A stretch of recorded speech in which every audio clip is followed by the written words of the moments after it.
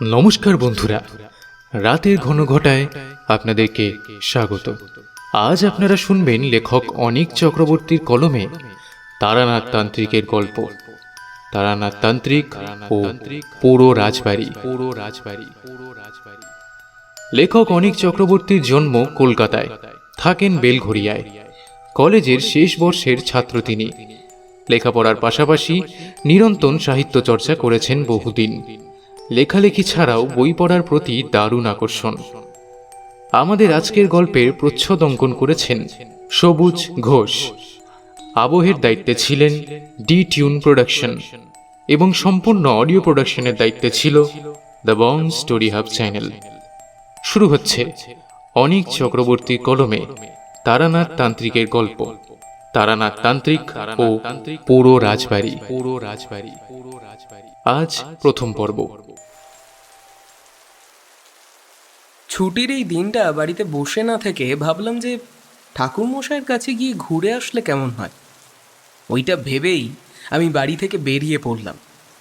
মৃদু মৃদু বৃষ্টি পড়ছিল, তাই বেরুবার সময় সঙ্গে করে ছাতা নিলাম।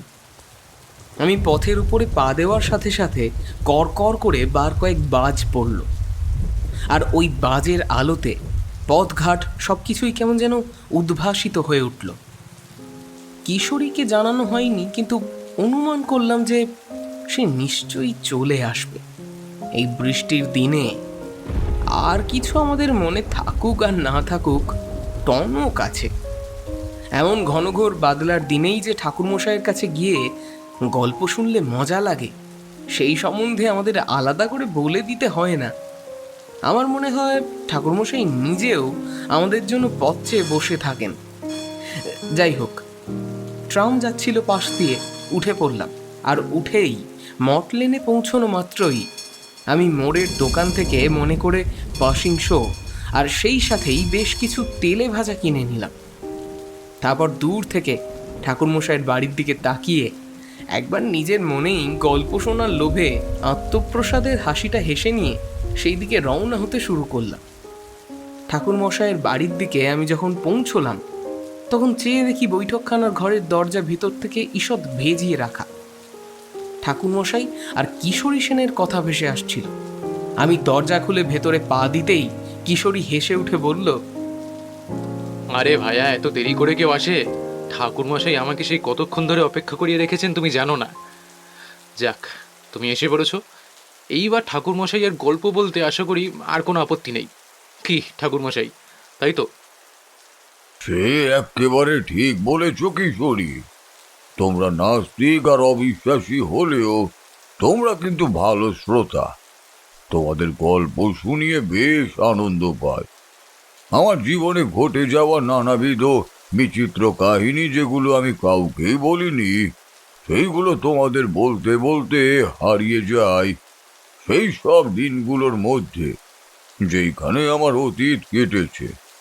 যাক, এত ভূমিকা না করে আসল ঘটনাটা শুরু করলেই বোধহয় ভালো হবে। অযথা তোমাদের ধৈর্যচ্যুতি করিয়ে লাভ নেই। তার আগে এক পেয়ালা চা হলে কেমন হয় বলো দেখিনি? আমরা কেউই তারানাথের এই প্রস্তাবে আপত্তি করলাম না। ঠাকুরমশাইয়ের মেয়ে আমাদের ফরমাস মতো চা নিয়ে এলো, আর আমার হাত থেকে সকলের জন্য কেনা তেলে ভাজা চাঙারিটা নিয়ে নিজের হেসেলের দিকে প্রস্থান করল। ঠাকুরমশাই নিজের তামাকেই মুশকুল। হুঁকো তো একটা টান দিয়ে বলে উঠল, তোমরা পুনর্জন্ম, এটাতে কি বিশ্বাস করো?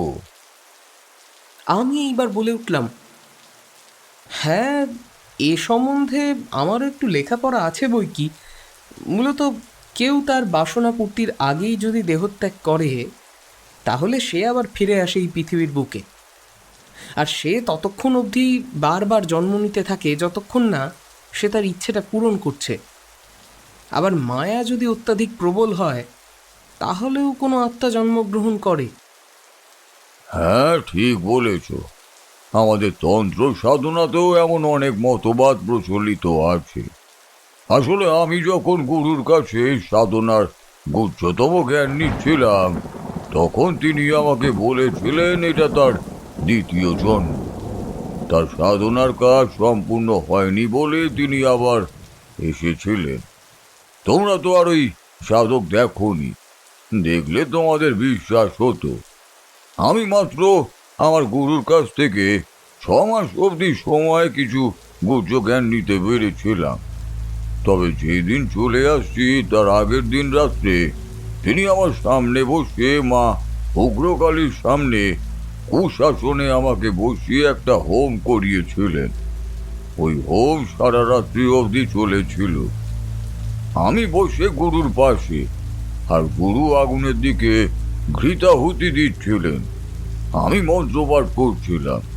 প্রায় ঘন্টাখানেক ধরে একটানা হোম চলার পর আমার গুরুদেব আমাকে একটা মাদুলি বানিয়ে দিলেন, আর ওইটাই একটা লাল ছালু কাপড়ে বেঁধে আমার হাতে প্রদান করে বলে উঠলেন, শোনো তারানাথ, আমার দেওয়া এই মন্ত্রপুত মাদুলিটা সর্বদা ধারণ করবে, কেননা তোমার এখনো পথে ঘাটে অনেক বিপদ হতে পারে। আমি আমার ক্ষমতা দ্বারা দেখতে পারছি একটা বিপদের চক্র বহুতেই তুমি ধীরে ধীরে প্রবেশ করছো, যা তোমার প্রাণ নিয়ে টানাটানি করতে পারে। তাই খুব সাবধান, আমার কথার অবাধ্য একেবারেই হবে না। কি বিপদ বুঝতে পারছেন আপনি? আসছে তোমার জীবনে, যেটার থেকে মুক্তি লাভ করতে গেলে তোমাকে অনেক কষ্ট করতেই হবে।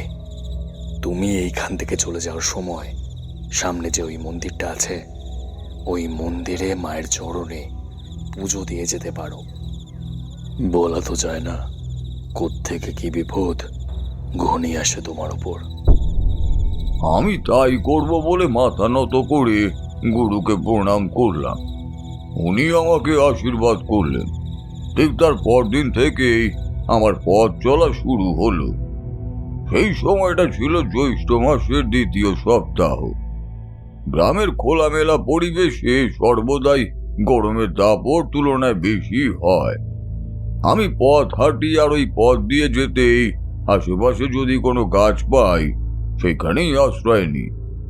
আবার সঙ্গে থাকা চিড়ে গুড় নিয়ে রওনা দিই পরের গন্তব্যে। এমনি করে অনেকটা চলার পর দূরে একটা মন্দির মতো দেখতে পেলাম। দেখলাম একজন বৃদ্ধ পুরোহিত নামাবলী গায়ে সেইখানে প্রবেশ করলেন। আমি আর দ্বিরুক্তি না করে ওই মন্দির পানে এগিয়ে গেলাম। মন্দিরের সামনেই দেখলাম যে মস্ত চাতাল আছে, ওইখানে একটা পালকি নামিয়ে রাখা। বেশ ভিড়ও হয়েছে। প্রহরী গোছে জনাকতক সন্ডা মার্কা ব্যক্তি একটা ছোট্ট ছেলেকে পাঁজা কোলা করে নিয়ে চলে যাচ্ছে মন্দিরের গর্ভগৃহে। যে বৃদ্ধ পুরোহিতের কথা বললাম, তিনি তার হাতের কাঁসার ঘটি থেকে জল ছিটিয়ে দিচ্ছিল ছেলেটির আসার পথে। আরেকটা কথা, ছেলেটির গায়ের মধ্যে যখন জলটা লাগছিল তখন কিন্তু সে অচৈতন্য অবস্থাতেও কেমন যেন গমিয়ে উঠছিল, কিন্তু তাকে ধরেছিল এই প্রহরী গোছের সেই ব্যক্তিটা শক্ত করে। আমার ভারী অবাক লাগছিল। নিজের মনেই প্রশ্নের উদ্রেক হচ্ছিল যে ওই ছেলেটার কি হয়েছে যে ওই ছেলেটার পিছনে সকলে মিলে ওইভাবে পড়েছে। তার কি ভারী অসুখ, নাকি অন্য কোনো ব্যাপার লুকিয়ে আছে? কথাটা ভাবার সাথে সাথেই আমি পাশে দাঁড়িয়ে থাকা এক ভদ্র শ্রেণীর লোককে সেই কথা জিজ্ঞাসা করলাম। লোকটা আমার দিকে একবার দৃষ্টিপাত করেই বলে উঠল, সে কি, আপনি কি ভিনদেশী? আপনি জানেন না এ হচ্ছে মা পাতালেশ্বরী মায়ের মন্দির? মা ভীষণ জাগ্রত। উদ্ভ্রান্ত আর উন্মাদ মানুষেরা যদি এই দেবীর কাছে এসে পূজা দেয় তাহলে সে সম্পূর্ণ আরোগ্য লাভ করে। অনেক দূর দূর থেকে মানুষ এসে উপকৃত হয়। এনারা কোত্থেকে এসেছেন? এনারা পাশের গ্রাম কৈখালি থেকে এসছেন। আমি এই মন্দিরের সংবাদ কর্তাবাবুকে দিয়েছি, তাই আজকের দিনে এনারা এসছেন এইখানে।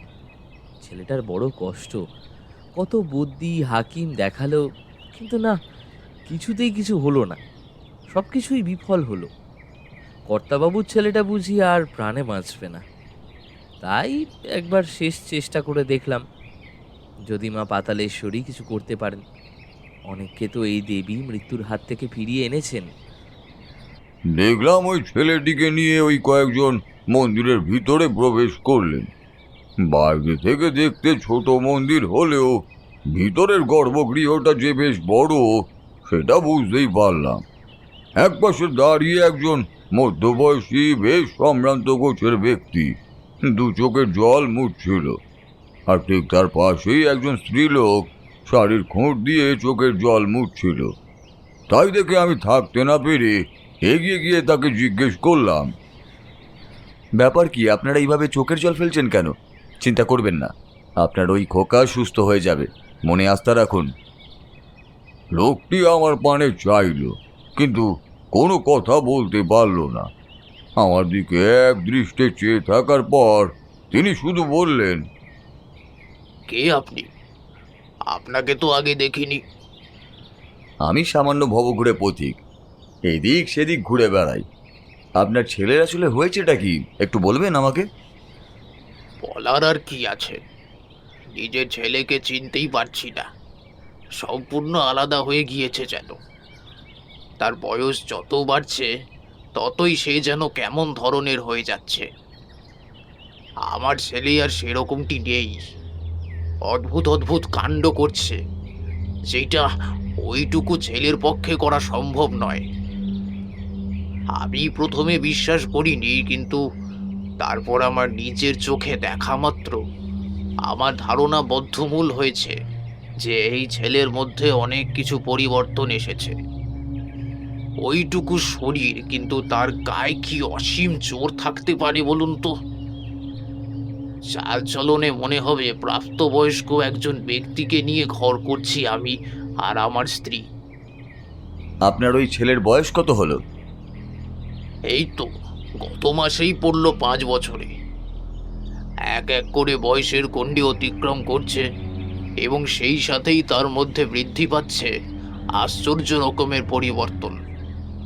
কিন্তু আপনি কেন এত কিছু জানতে চাইছেন, কিছু বলবেন কি? আমি এইবার নিজের আসল পরিচয় না দিয়ে আর পারলাম না, সোজাসুজি খুলেই বললাম, দেখুন, আমি পথে পথে ঘুরে বেড়াই আর ঠাকুরের নাম করি বটে, কিন্তু আমি অল্প বিস্তার সাধনার কাজেও লিপ্ত আছি। বলতে পারেন আমার প্রায় বছর কয়েকের অভিজ্ঞতা আছে এই পথে। তন্ত্র মন্ত্র দিয়ে সাধনার কাজ করি, আর সাধারণ মানুষের বিপদের আভাস পেলেই তাকে সাহায্যের হাত বাড়িয়ে দিই। কিন্তু এই মন্দিরে তাকে নিয়ে আসার ব্যাপারে কিছু বলবেন আমাকে? আর আপনার নামটাই বা কি শুনি? আগে আমার নাম কমল কুমার চৌধুরী। পাশেই যে কৈখালি গ্রাম আছে সেইখানেই আমি থাকি। আসলে এই মন্দিরের হদিশ আমাকে ওই যে দেখতে পাচ্ছেন একজন কম বয়সী ব্যক্তি 2 হাত জোর করে দাঁড়িয়ে আছে, সেই দিয়েছিল। বলে কমল বাবু আমার সাথে একটু আগে যার কথা হলো তার দিকে দেখিয়ে দিলেন। আমিও দেখলাম ওই ব্যক্তিটির কোনো দিকে কোনো ধ্যান নেই, আপন খেয়ালেই মগ্ন। আমি আবার শুনলাম কমলবাবু বলছেন, আসলে আমার ছেলেটা কালকে রাত থেকে ধুম জ্বরে পড়েছিল, আর জ্বরের মধ্যে সে উদ্ভ্রান্তের মতো ভুলভাল কথা বলে যাচ্ছিল ক্রমাগত। ব্যাপারটা যে এতটাই ভয়ঙ্কর হয়ে উঠবে সেইটা আমাদের ধারণার বাইরে ছিল। ক্রমাগত সেবা করে যাচ্ছিল আমার স্ত্রী খোকাকে, কিন্তু সে ক্রমেই হিংস্র হয়ে উঠছিল। দাঁত মুখ খিচিয়ে বারবার বিড়বিড় করে যাচ্ছিল, বিছানার চাদর খামচে ধরছিল। হঠাৎ করেই সে এতটা চঞ্চল হয়ে উঠবে আমরা কল্পনাও করিনি। বিদ্যুৎ চমকাচ্ছিল ঘন ঘন। তার মধ্যে আমাদের বাড়ির উত্তর পূর্ব কোণে যে মস্ত নারকেল গাছটা ছিল ওইটায় বাজ পড়ে আগুন লেগে গেল, আর আমার ছেলেটা চিৎকার করে বলে উঠল, সব শেষ করে দেওয়ার জন্যই সে এসেছে। আমাকে এই জন্মেও মুক্তি দেবে না সে। এই বলে সে আবার অজ্ঞান হয়ে গেল। ছেলেটার মা তো চোখের জল ফেলতে ফেলতে ক্রমাগত পাখা দিয়ে বাতাস করে যাচ্ছিল, আর কেঁদে একসা হয়ে বলে উঠল, খোকা, খোকা, কি হয়েছে তোর? তুই এরকম করছিস কেন? ওগো, ওগো, হাঁ করে তাকিয়ে আছো কেন? ডাক্তার নিয়ে আসো জলদি। ছেলের যে নাভিশ্বাস উঠছে। ওই কথা শুনে আমার কিচ্ছু করার ছিল না। বাইরে যেমন অন্ধকার, ঠিক আবার ওই অন্ধকারের সাথে পাল্লা দিয়ে বাদলাও রমরমা। দুইয়ের মেলবন্ধনে বাইরে পা দেওয়া কঠিন। আপনি যদি কোনোদিন আমার গ্রামে আসেন, তাহলে দেখলেই বুঝতে পারবেন আমাদের গ্রামটা মোটেই সম্ভ্রান্ত নয়। বুনো জায়গা, লোকের বাস খুব কম, আর সন্ধ্যার পর ওখানে বড় কেউ একটা চলাফেরা করে না। আমি বুঝলাম কমলবাবুর সত্যি খুব বিপদ। এমন বিপদের দিনে যদি আমি তার পাশে না দাঁড়াই, তাহলে উনি নিরুপায় হয়ে নিজের চোখের সামনে এসে নিজের ওই একমাত্র ছেলেকে হারাবে, যেটা আমি থাকতে হতে দিতে পারি না। আবার কমলবাবু বলে উঠলেন, আমার ছেলেটা ওরকম করছে দেখে আমার দপ্তরে কর্মরত ওই যে রোগা করে ছেলেটি আমাকে গতকাল রাতে এই পাতালেশ্বরী মন্দিরের কথা বলেছে। আমি অবশ্য আর কাল বিলম্ব করলাম না। ঘণ্টাখানেকের পথ অতিক্রম করে আমার পালকি করে আর আমি নিজের লোকসহ ওই গরুর গাড়ি নিয়ে চলে এলাম। ছেলে আসার সময় কোনো দ্বিরুক্তি করেনি?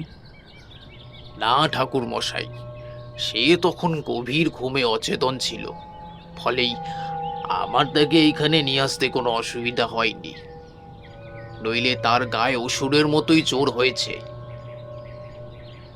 সে একজন মানুষকে ইচ্ছে করলেই নিজের শক্তির গুণেই শেষ করে দিতে পারে।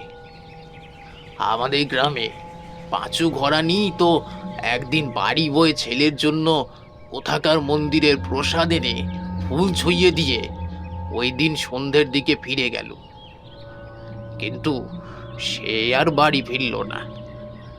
আমাদের গ্রামে একটা মস্ত পরিত্যক্ত ইদারা আছে, ওখানেই তার মৃতদেহটা পাওয়া গেল।